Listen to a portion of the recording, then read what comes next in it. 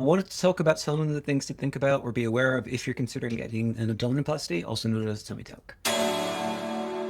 In March 2022, I had a combined abdominoplasty and gynecomastia procedure, aka male chest reduction. So I had an incision down the middle of my abdomen, across my waistline, and then under each pectoral muscle. I'm filming this in August 2022, so it's been about 5 months, and my recovery is going very smoothly. It's going really well, actually. I'm not fully there. It does take more time than that, but overall, it's been a pretty smooth process, so I'm very grateful for that.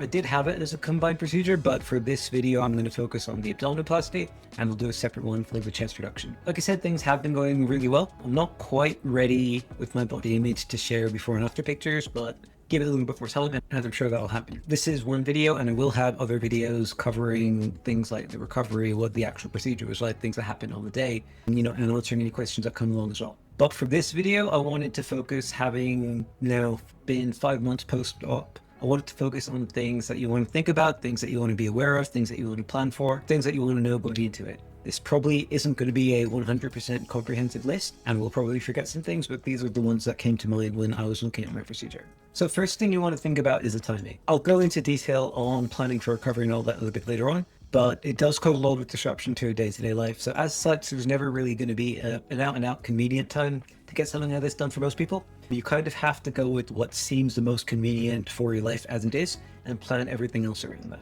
When I went for mine, there was no sort of like big event or anything that I couldn't avoid around that time or during the sort of like first few weeks of recovery. So it was very easy for me to plan. Plus, because I work from home, my work circumstances didn't need to play too much of a part in my decision-making process either. Life is always going to be happening. There's always be some things going on. So what you need to do is pick the time where it seems like it's going to be the least disruptive for you or the best time for you, and try and fit everything else in around that. Also, just a word of advice on time of year, and this probably won't apply if you live somewhere that's hot year-round, but I decided to get mine done in spring. I'm someone that always feels cold, even most of the time in summer. And during the recovery process, especially that first 4 to 6 weeks, my body was just prone to random bouts of shivering and random times where I just felt chilly. So doing that in winter would not have been great. And I'm glad I didn't do it in winter. On the flip side, as part of your recovery, you do have to wear a tight-fitting support garment, and they will feature in other videos as well. But you do not want to be doing that in summer. You do not want an extra tight-fitting layer when it's warmer outside. So for me, spring seemed ideal because it was going to be gradually as it was warming up. So by the time it got to warm weather, I didn't need the support garment anymore, and winter was just unnaturally cold, so winter just didn't seem right for me. Next thing I want to talk about is cost, and I would say have a budget and also over budget. Don't go deal hunting if you're looking for something like this. Every surgeon, every clinic, every hospital will have their own separate fee structure for different reasons. The most expensive isn't automatically going to be the best one. I wouldn't recommend going automatically for the cheapest one either.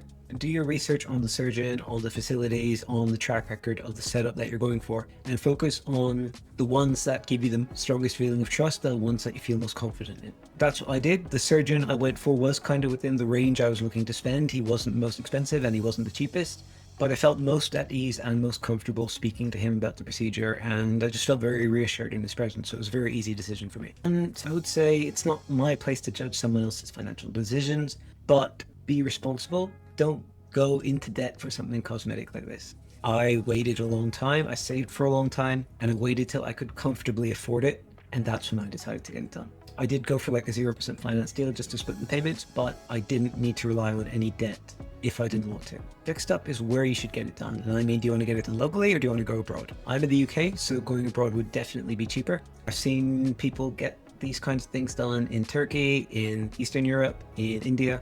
I have had zero interest in doing that. My surgeon's clinic, the hospital I had it done, are both the 25-30 minute drive for me, and there's that extra sort of level of, I guess, a safety net, that extra level of reassurance that if something needs doing, you can get there and be seen potentially in under an hour.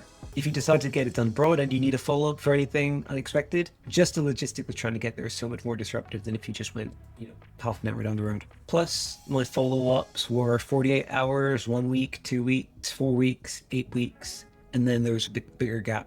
But imagine needing to go abroad every single time for one of those. The cost in itself might not actually work out, or you might skip some follow-up appointments, but I really wanted that thorough level of follow-up and care afterwards, so I decided to stay local. That doesn't necessarily mean the quality of care or the service you get will be worse overseas. I just wanted that safety net of knowing that if something went wrong, it's a 25-30 minute drive. And I didn't want to have to think about the logistics of, going abroad, getting settled in, having my surgery, recovering, getting back home. The disruptions, the logistics was a bit too much for me. And it wasn't worth whatever the cost saving would have been. So what about choosing surgeons? The way it worked when I got it done is that I contacted a couple of local hospitals. They sent me a list of the surgeons that they work with that offer the procedures that I was looking at, so the abdominoplasty and the chest reduction. I then went to town and did my homework on those. So I looked up each surgeon, I looked at their website, I looked up their portfolio of before and afters. I checked them out on social media. I looked for comments on Instagram and Facebook for like any sort of feedback or any kind of fanboy/fangirling. Google reviews, Trustpilot. There's another website called realself.com. That's kind of like a third-party website where people can leave reviews. So I looked at all of those, and the surgeon that I ended up going with, he had glowing reviews pretty much across the board, pretty much everywhere. He had an incredible before and after portfolio. He's very active on social media in terms of talking about the procedures. On his Instagram, there are videos of him in the actual, in the operating theater, operating on someone and just like talking it through. He talks the results to patients, and I couldn't really find anything bad. And normally I would think that's a scam, but he was referred by a hospital, which definitely isn't a scam because I know where that building is. So I know it's an actual hospital and he's been there for years. So the likelihood of being scammed at that point is very low. So I called to book in my consultation in September 2021, and the first available slot was January 2022. So given that time frame, I just grabbed whatever I could get. The surgeon insists on 2 consultations before booking a procedure. So we did that middle of January and end of January 2022. I was offered a provisional date end of March, which is the one I went for anyways. Another thing which really convinced me was the fact that there was kind of zero attempt to sell to me at any point. That might not be the best way to put it, but here's what happened. I went in for the first consultation. He examined my skin and my body and said, this is what we can do. These are the results we can get. We need to be realistic. It might not be symmetrical. You might be left with this kind of scarring. You have Asian skin, so scar formation might be a little bit different. It might be, darker. He was very realistic and very good at managing my expectations. So that was kind of more of an info gathering, make sure that I was understanding the process and that he was happy to proceed with it. And then after that consultation, one of their admin staff emailed me 2 separate quotes because he worked at a couple of different hospitals, so he sent me one for each. And then I started the conversation around dates. I went in for my second consultation. At the end of that, the surgeon said, right, it's your decision. We're not going to talk about it here. If you do decide to go ahead with it, when you get home, call this person and we'll get this ball rolling to get that date booked in. There was no sort of attempt to get me to buy on the spot. That built a lot of trust, and it just meant that I was one of the driving seats. Anything that happened from there was my decision. And I think that's something that you want to bear in mind. When you are making a decision, now bear in mind cosmetic procedures can come from a very emotional place. They did for me. I'll talk about the impact soon, but really it has been life-changing for me.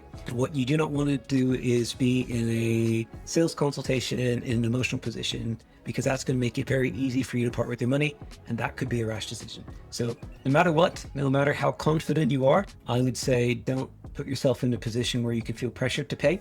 Get yourself out of there, then make a decision. Things to think about for after your procedure. Like I said, there's no convenient time and it causes a lot of disruption, so planning ahead is very important. I kind of just put this list together as I was thinking it through, so it's not in any specific order, which is why some things seem a bit out of whack. You won't be able to shower properly for a few weeks. In my case, the wounds were covered with brown surgical tape. I was told these need to stay as dry as possible, and you don't want to be wetting your wounds too much for a few weeks. So I couldn't shower properly for 4 weeks. I resorted to hot sponge baths and antibacterial full body wipes. I was still showering, but it was just basically my head and my back, and I was just leaned forward, keeping the front of my torso as dry as possible. Also, if it does get wet, then you kind of have to take a hairdryer and just dry off the tape before you put your support garment on and before you get dressed. On that note, you will probably be told to wear a tight-fitting support garment, and we will do another video about this at some point, but you'll be wearing that for 4 to 6 weeks. For me, it was 6 weeks, although I decided to wear it for 8 weeks just because I got so used to it, and I was a bit scared to not wear it for a bit. You won't be able to drive for 4 to 5 weeks generally. The rule of thumb that was in the paperwork that I got given by the clinic was you won't be able to drive until you can safely perform an emergency stop. So if you have follow-up appointments, you will need to arrange transport there,